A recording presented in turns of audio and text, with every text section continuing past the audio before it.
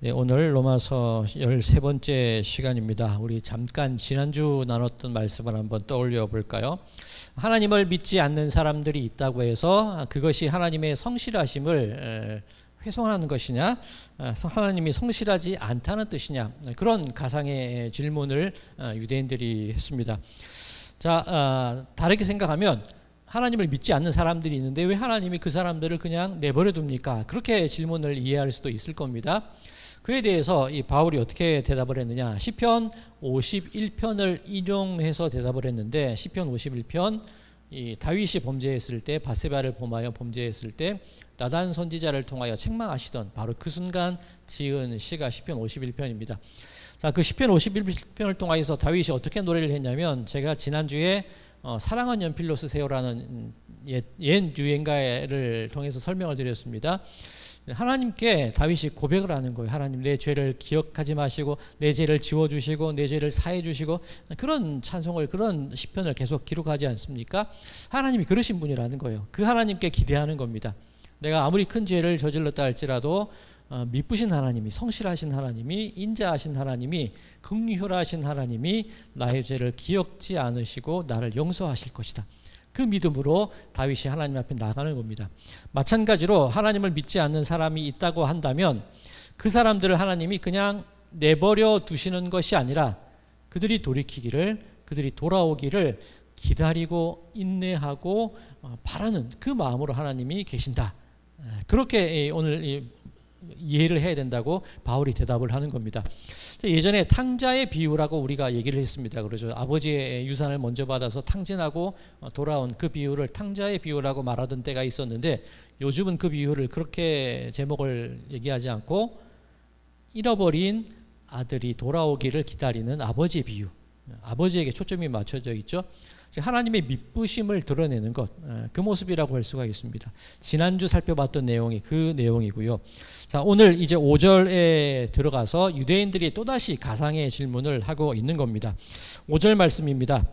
그러나 우리 불의가 하나님의 의를 드러나게 하면 무슨 말 하리요?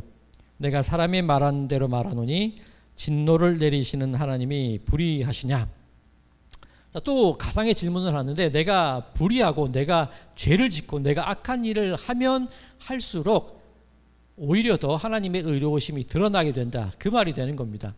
자, 지난주 질문과 연관지어서 생각을 하면 내가 믿지도 않고 죄를 짓고 그저 악한 일을 행하면 행할수록 하나님의 미쁘심과 하나님의 의로우심이 더욱더 드러나게 되는 것이 아니냐, 그렇게 가상의 질문을 하는 겁니다. 좀 궤변이라고 할 수가 있죠. 자, 그러니 하나님이 죄 지은 자, 하나님을 믿지 않는 자에게 진노를 내리시고 벌하는 것이 옳지 않다는 거예요. 그 논리에 따르면. 왜냐하면 내 죄가 크면 클수록 하나님의 은혜가 더욱더 크게 드러나고 크게 느껴지니까, 죄가 있다고 해서 진노를 내리실 것이 아니라 하나님의 의가 드러나게 되었으니까 더욱더 잘된 게 아니냐, 그런 궤변을 펼치고 있는 겁니다. 이어지는 말씀도, 이어지는 7절도 또한 이 억지스러운 논리라고 할 수 있는데, 이 가상의 유대인들이 질문을 드리는 겁니다. 7절, 그러나 나의 거짓말로 하나님의 참되심이 더 풍성하여 그의 영광이 되었다면 어찌 내가 죄인처럼 심판을 받으리요? 내가 거짓말을 하면 할수록 하나님의 의로우심이 드러나고 하나님의 인내하심과 하나님의 인자하심이 드러나게 되니까, 오히려 하나님께 영광이 되니까 내가 죄인이 아니고 내가 심판을 받을 이유가 없다는 겁니다. 즉, 악한 일을 하고 거짓말을 하고 죄를 저지르면 저지를수록 하나님께는 더 영광스러운 일이 되지 않느냐, 이런 말도 안 되는 논리를 펼치고 있습니다. 자, 그에 대해서 바울이 8절로 대답을 하는데, 8절입니다. 또는 그러면 선을 이루기 위하여 악을 행하지 하지 않겠느냐? 어떤 이들이 이렇게 비방하여 우리가 이런 말을 한다고 하니 그들은 정죄받는 것이 마땅하니라. 약간 이 오해할 수도 있어서 이 부분 제가 세번역으로 다시 읽어드리겠습니다. 더욱이 좋은 일이 생기게 하기 위하여 악한 일을 하자라고 말할 수 있겠습니까? 사실 어떤 사람들은 우리가 그런 말을 한다고 비방합니다. 그런 사람들은 심판을 받아야 마땅합니다. 자, 세상 가운데 이 엉뚱한 얘기, 헛소문을 퍼뜨리는 사람들이 있는데, 그 사람들이 무슨 헛소문을 퍼뜨리냐면 내가 우리 그리스도인들이 악한 사람을 용서하시는 하나님이 계시니까 더욱더 악한 일을 해라, 죄를 저질러라, 그렇게 내가 말을 하고 다녔다고 소문을 퍼뜨리는 사람이 있습니다. 그런데 그 사람들은 심판을 받아야 마땅합니다. 이것이 이 8절의 내용입니다. 즉 이 로마를 비롯해서 그 당시 어떤 생각들이 죄를 지으면 죄를 지을수록 더 좋다, 그렇게 복음을 훼손시키고 복음을 오해하도록 거짓으로 말을 하는 사람들이 있었다는 얘기입니다. 그 이야기에 대해서 바울이 하나하나 조목조목 짚어서 얘기를 하는 것이 오늘 본문의 말씀이라고 할 수가 있습니다. 자, 이런 억지스러운 논리죠. 뭐 죄가 깊은 곳에 은혜가 깊으니 죄를 더 짓자, 억지스러운 논리인데 이런 비슷한 논리가 우리들 주변에도 얘기되었던 적이 있습니다. 어떤 예가 있냐면 가룟 유다가 예수님을 배반하고 예수님을 팔았는데 그것은 예수님께서 십자가에 못 박히시기 위해서 어차피 잡혀가셔야 되니까 유다가 그 일을 했다는 거예요. 즉 하나님께서 예정하시고 하나님의 구원 계획을 이루기 위해서 그 계획 가운데 유다가 예수님을 판 거지 유다의 죄가 아니다, 그런 주장이 있었습니다. 그런 이야기가 있었습니다. 이것도 어떻게 보면 억지스러운 논리라고 할 수가 있습니다. 얼핏 들으면 맞는 말인 것 같은데 그렇지는 않습니다.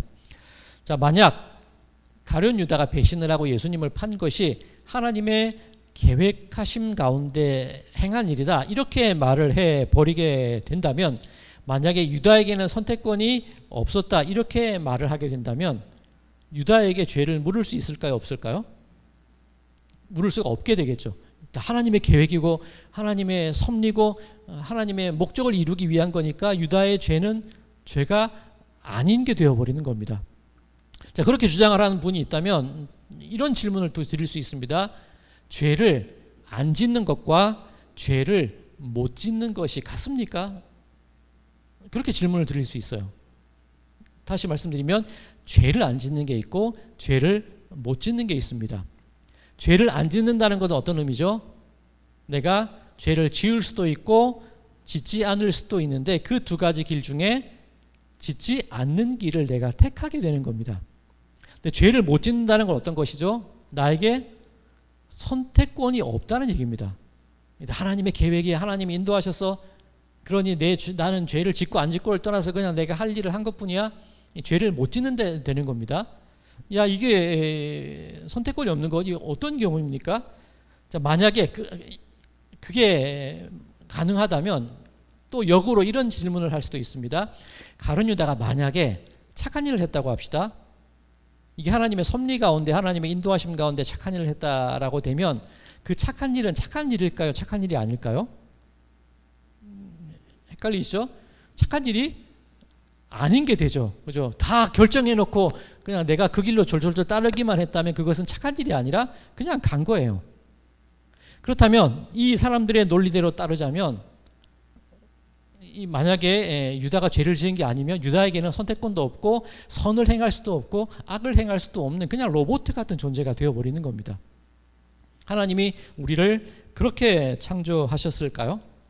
그렇다면 우리가 살아가는 하루하루가 어떤 의미가 있습니까? 아무런 의미가 없게 된다는 그런 얘기죠. 자, 하나님이 우리를 향하여 계획하고 계시다, 하나님이 우리를 창조하셨다, 그 말 속에는 그렇게 우리가 선택권 없이 그냥 그대로 살아가야 되는, 하나님께 순종한다는 말이 그냥 따라간다, 그런 의미로 이해가 되면 안 된다는 의미입니다. 하나님의 계획하심 가운데 우리를 인도하신다라는 그 말의 뜻은 어떻게 이해해야 되냐면, 하나님이 인격적이다, 그런 말씀 들어보셨죠? 우리 종종 하나님을 인격적으로 만나야 된다, 하나님은 인격적인 분이다, 그런 말들을 하는데, 하나님이 뭐 인격이 있으시고 하나님이 자존감이 있으시고 뭐 하나님이 뭐 그렇게 이해하는 게 아니라, 하나님이 나와의 관계 속에서 나를 한 존재로 인정을 해주시는 거예요. 그러니까 나와 하나님이 한 사람과 한 존재와 존재로 마주치는 겁니다. 다르게 얘기하면 사랑을 하는 관계라는 거예요. 사랑이라는 게 내가 원한다고 해서 되는 게 아니잖아요. 이 사람의 마음과 이 사람의 마음이 마주쳐야지 사랑이라는 것이 이루어지게 되는데, 인격적인 만남이라는 것이 그렇다는 거예요. 하나님이 우리를 바라보고 계시고 내가 하나님을 바라보고 그 사이에 교류와 교통과 소통이 이루어지게 될 때에 그 관계를 인격적인 만남이라고 얘기를 하는 겁니다. 우리가 피조물이니까 무조건 하나님께 따라야 돼, 이게 아니라 여러 가지 가능성이 있을 텐데 그 중에서 나는 하나님을 바라보는 길을 택했고 그 가운데서 내가 기쁨을 누리고 그 가운데서 내 삶 가운데 행복을 누린다면 그 만남이 인격적인 만남이라는 얘기입니다. 이게 사랑이라는 말로 표현될 수도 있고 하나님과 동행한다는 말로도 표현될 수 있습니다. 여러 가지 길로 갈 수 있을 텐데 나는 하나님과 같은 방향을 보고 하나님과 같은 길로 걸어가는 것을 내 기쁨으로 삼겠습니다. 이것이 동행이라는 말의 뜻이거든요. 그러니 하나님은 우리들에게 자유를 주셨다는 겁니다. 무조건 순종, 무조건 복종, 그것이 아니라 하나님의 뜻대로 살아간다는 것이, 하나님의 계획하신 대로만 걸어간다는 것이 아니라 여러 가지 길 가운데 우리는 그 길을 선택할 수 있고 그 길 가운데로 걸어갈 수 있다는 그 얘기가 되는 겁니다.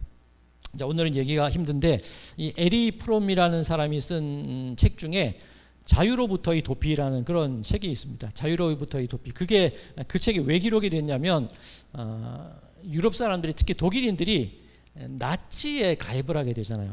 히틀러를 따르게 되는데 왜 그런 일이 일어났을까? 그것을 찾아보는 겁니다. 많은 기독교인들이 히틀러를 따랐거든요. 우리는 히틀러 하면 굉장히 악한 사람으로 생각하는데 독일에 있는 많은 교회와 목사님들이 히틀러에게 축복을 해요. 독일에 있는 많은 기독교인들이 히틀러를 따라요. 왜 그런 일이 일어나게 됐는지를 이 에리 프롬이라는 사람이 찾아나가기 시작을 하는데, 사람이 중세시대 어떤 로마 교회와 중세시대의 봉건주의에 묶여 살았어요. 그런데 그들에게 자유가 주어집니다. 그렇죠? 종교개혁에 의해서 자유가 주어지고 자본주의에 의해서 자유가 주어지게 됩니다.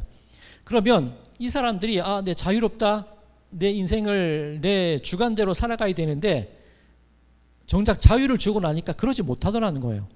왜냐하면 두려운 겁니다. 내가 자유가 주어졌는데 어떻게 해야 될지 모르는 겁니다.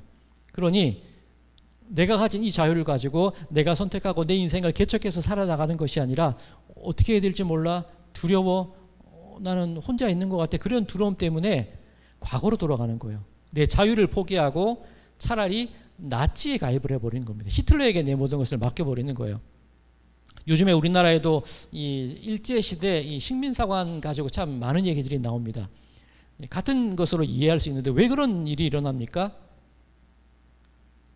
우리가 가진 자유, 대한민국 국민으로서 우리가 지녀야 될 자유라는 것은 어떻게 보면 무거운 책임이 있어요. 대한민국 국민으로서 지녀야 될 의무가 있고 책임이 있고, 그 의무와 책임이 있다는 것은 때로는 어려울 수도 있고 실패할 수도 있고 넘어질 수도 있는데, 그런 모든 것들을 이기고 극복하고 나아가면서 우리라는 대한민국이라는 나라를 만들어가는 과정이 필요한 것인데, 자꾸 그것을 두려워하고 싫어하고 과거에 그때가 좋았지, 그때는 내가 잘 나가서, 그게 얽매여서 일제시대로 자꾸 돌아가려는 그런 마음들이 생긴다는 겁니다. 이게 자유로부터의 도피라는 겁니다. 성경에 나와 있는 예로 설명을 드리자면, 이스라엘 백성들이, 히브리 민족들이 애굽에서 노예살이를 했습니다. 출애굽을 했죠. 어디로 나갑니까? 광야로 나가요. 하나님이 그들에게 자유를 주시고 하나님의 백성으로 언약을 맺어 주셨는데 광야로 나가보니까 힘든 거예요. 일일이 찾아야 되고 살아내야 되고 버겁게 하루를 버텨야 되고 하나님을 예배해야 되고, 그 모든 과정들이 너무 힘들다는 겁니다. 그러니 이 히브리인들이 했던 말이 뭡니까? 차라리 애굽으로 가서 부추와 고기를 먹던 때가 좋았어. 그 생각을 하는 거예요. 이게 이 에리 프롬이 말하는 이 자유로부터의 이 도피라는 그런 겁니다. 즉 신앙이 한 사람의 신앙인으로서 살아간다는 게 어떤 의미를 가지고 있을까? 하나님의 뜻에 순종하며 살아간다는 것이 선도 택할지 모르고 악도 택할지 모르고 그냥 시키는 대로만 묵묵히 그냥 따라가는 게 이게 아니라는 거예요.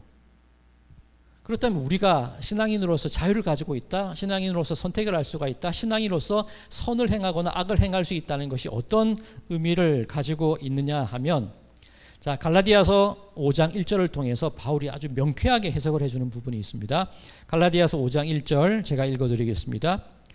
그리스도께서 우리에게 자유롭게 하려고 자유를 주셨으니 그러므로 굳건하게 서서 다시는 종의 멍에를 매지 말라.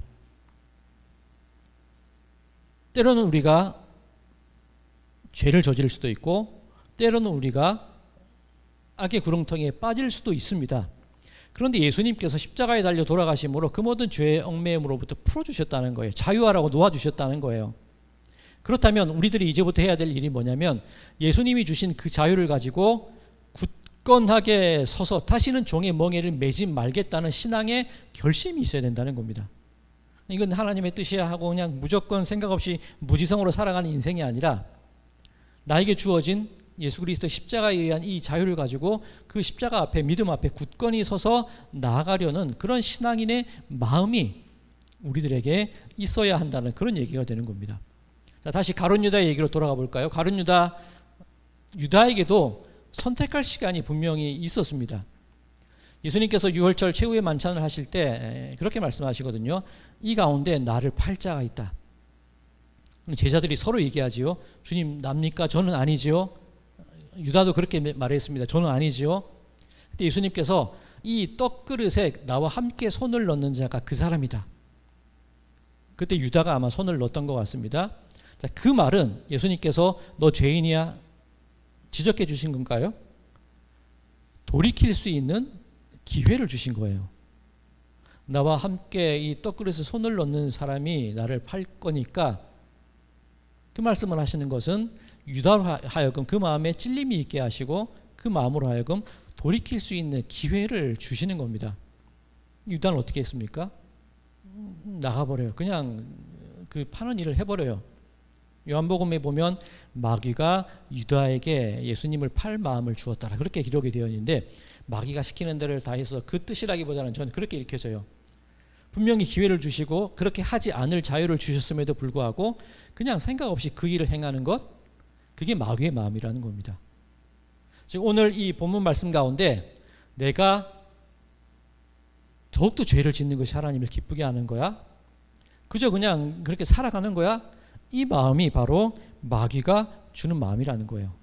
용서하시고 기다려주시고 미쁘게 바라보시고 우리를 용서하시는 그 하나님의 그 선하신 마음을 악용하는 겁니다. 이게 바로 마귀의 마음이라는 겁니다. 예수님께서 회개하라 천국에 가까웠느니라고 말씀을 하시거든요. 자, 우리는 그 회개라는 것을 그렇게 생각을 합니다. 내가 지은 죄 하나하나를 하나님 앞에 하나하나 드러내고 고백하는 것을 회개라고 생각을 합니다. 물론 회개에는 그런 의미가 있습니다만 예수님의 그 말씀 큰 의미로 보면 이 성경의 전체적인 흐름의 얘기로 보면 회개하라는 말은 다른 게 아니라 하나님의 언약으로 돌아오라는 얘기입니다. 회개라는 말이 돌이킨다는 말이 있다고 그러죠. 그 말은 하나하나 내가 살아가는 동안 이 죄를 저질렀어 거기에 얽매여 가지고 그냥 묻혀 살아가는 인생이 아니라 하나님께서 우리와 맺으신 그 언약, 앞서 말씀드린 그 인격적인 만남 가운데서 하나님이 우리에게 자유를 주시고 인격을 주시고 신앙을 주시고 믿음을 주셨는데 그 속에서 내가 하나님을 떠나서 세상으로 향하던 내 마음을 돌이켜서 원래 하나님께서 우리에게 허락하여 주신 그 언약으로 돌이키는 삶이 회개라는 말이에요. 즉 자유로부터의 도피가 아니라 하나님이 주신 그 신앙의 자유를 가지고 그 마음을 가지고 하나님께 나아가는 그 행위가 바로 회개라는 겁니다. 자, 그런데 이 로마서를 통하여서 유대인들 그 당시 헛소문을 퍼뜨리고 있던 사람들이 말하는 것 그게 아니라는 거죠. 죄를 짓자, 이대로 있자, 무슨 생각이야? 우리들은 유대인이잖니? 우린 저절로 해결될 수 있어? 그렇게만 살아가는 삶이 되어서는 안 된다는 뜻입니다. 자, 이에 대해서 바울은 로마서 2장 4절에서 8절까지 분명히 이미 얘기한 적이 있습니다. 로마서 2장 4절에서 8절입니다. 혹 내가 하나님의 인자하심이 너를 인도하여 회개하게 하심을 알지 못하여 그의 인자하심과 용납하심과 길이 참으심이 풍성함을 멸시하느냐? 다만 네 고집과 회개하지 아니한 마음을 따라 진노의 날 곧 하나님의 의로우신 심판이 나타나는 그날에 임할 진노를 네게 쌓는도다. 하나님께서 각 사람에게 그 행한 대로 보응하시되 참고 선을 행하여 영광과 존귀와 썩지 아니함을 구하는 자에게는 영생으로 하시고 오직 당을 지어 진리를 따르지 아니하고 불의를 따르는 자에게는 진노와 분노로 하시리라. 하나님의 그 인자하심 그것을 믿고 선을 행하고 영광과 존귀와 썩지 아니함을 구하는 자들에게는 영생을 주신다.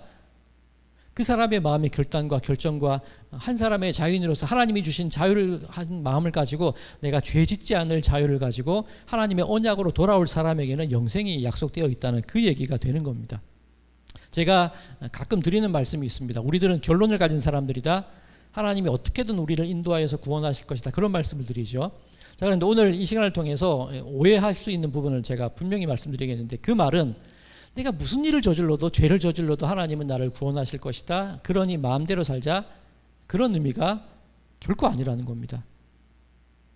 미쁘신 하나님께서, 인자하신 하나님께서, 죄를 지우시고 잊지 아니하시는 하나님께서 우리를 기다리고 계신다는 것, 하나님의 그 의지, 하나님의 인격적인 마음을 강조해서 표현하는 거지, 그렇다고 해서 우리가 마음대로 살자는 의미는 결코 아닙니다.